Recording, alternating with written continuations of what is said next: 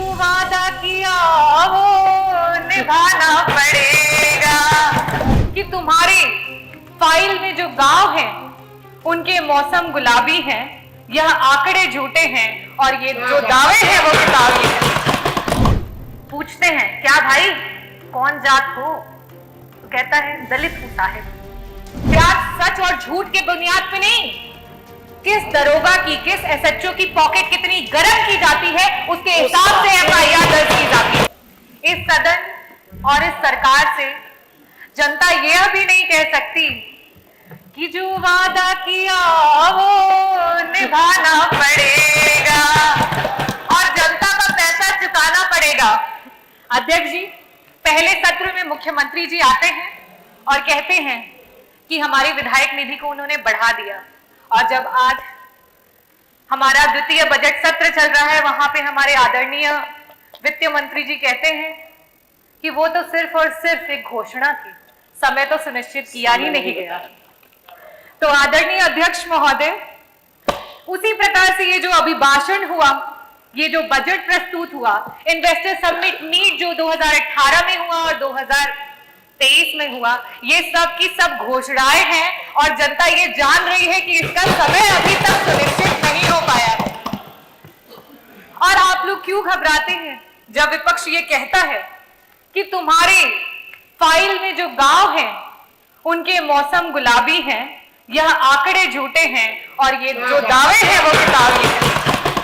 और ये बड़ा ही सीरियस मैटर है क्योंकि ये crisis of credibility of leadership है अध्यक्ष महोदय, और इसको संज्ञान में लेना चाहिए। अभिभाषण के दौरान और काफी सारे हमारे जो पक्ष के सदस्य हैं उन्होंने बहुत तारीफें की और कहा कि प्रदेश इस विभाग में 1 नंबर पे पहुंच चुका है, उस विभाग में 1 नंबर पे पहुंच चुका है। बिल्कुल सही कहा आप लोगों ने। मैं भी बारी बारी उत्तर प्रदेश का कौन सा विभाग किस नंबर पे पहुंच चुका है वो आपके सामने बताऊंगी, और प्लीज मेज थपथपाने से आप लोग मत रुकिएगा।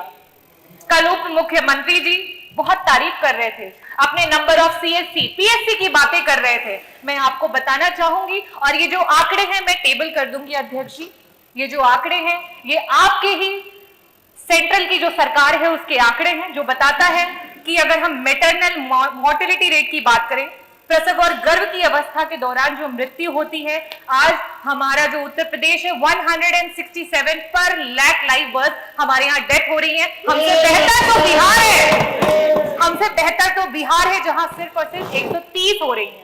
अगर हम बात करें नॉन कम्युनिकेबल डिजीजेस की, जिसमें मधुमेह और रक्तचाप जैसी गंभीर बीमारियां होती हैं, जिससे आए दिन हार्ट अटैक आते हैं और लोगों की मृत्यु हो जाती है, और बिल्कुल सही कहा आपने, उत्तर प्रदेश उसमें नंबर 1 पे है। अगर हम बात करें सीएससी और पीएससी की, तो नंबर ऑफ सीएससी पीएससी तो कम है ही है, लेकिन साथ ही साथ कम doctor, less than 50% of doctors में भी हम नंबर 1 है। अगर हम बात करें पीएससी और सीएससी पे मूलभूत सुविधाओं की, अगर हम बात करें ईसीजी मशीन की, जिससे कि क्विक आप कम से कम ये पता कर सके कि वो मायोकार्डियल इंफार्क्शन का पेशेंट है, और उसको एक इमरजेंसी मेडिसिन दे करके 45 मिनट हाथ में अगर रख करके उसे एक हायर रेफरल सेंटर पे भेज सके। आज हमारे पास ईसीजी की भी सुविधा उपलब्ध नहीं है और हम नंबर 1 पे। अगर हम एमआरआई मशीन की बात करें तो हमारे पास लाइब्रेरी में भी यहां तक ये इंफॉर्मेशन नहीं है कि किन किन जनपदों में और सरकार के द्वारा कहां कहां एमआरआई उपलब्ध है, और हम नंबर 1 पे। सरकार बात करती है पिछड़े और दलित के हक की और सम्मान की, और जब जाति जनगणना की बात आती है तो सर पे पैर रख करके भाग जाती है। आज जब विपक्ष ने बात उठाई कि जाति जनगणना करवानी चाहिए, तो आदरणीय मंत्री जी कल वहां बैठे थे और कह रहे थे कि बिहार की आप बातें करते हैं, बिहार तो बड़ा ही खराब है, बिहार में ये होता है वो होता है।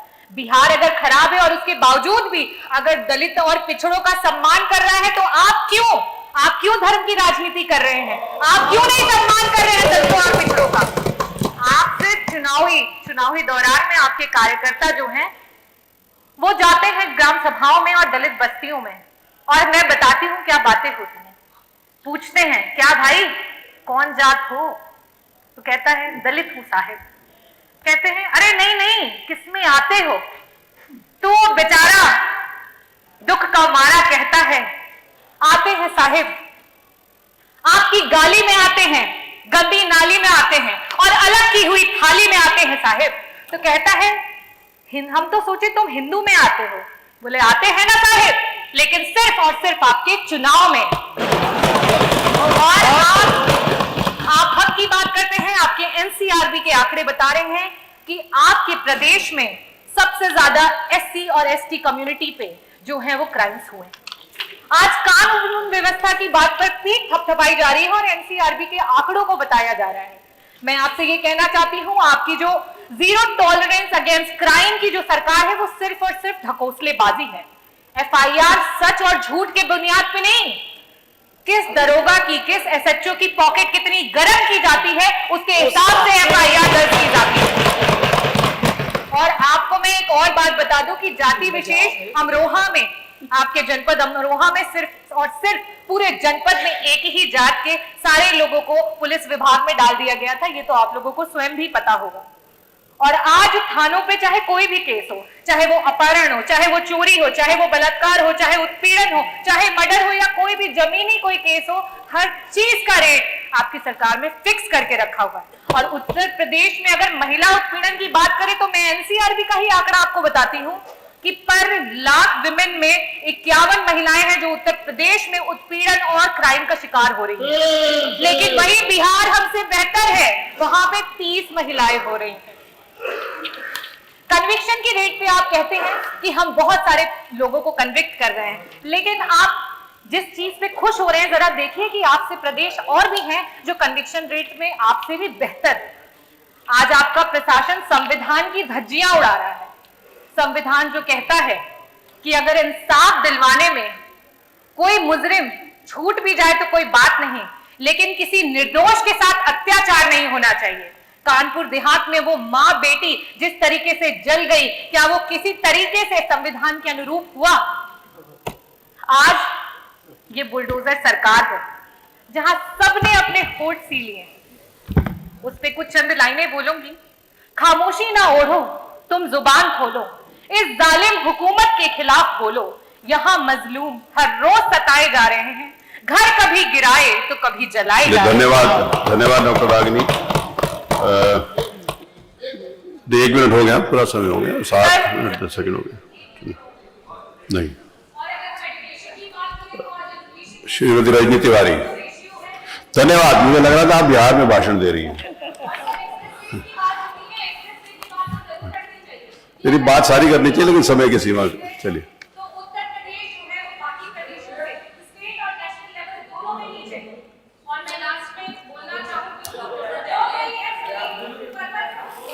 माननीय अध्यक्ष जी, आप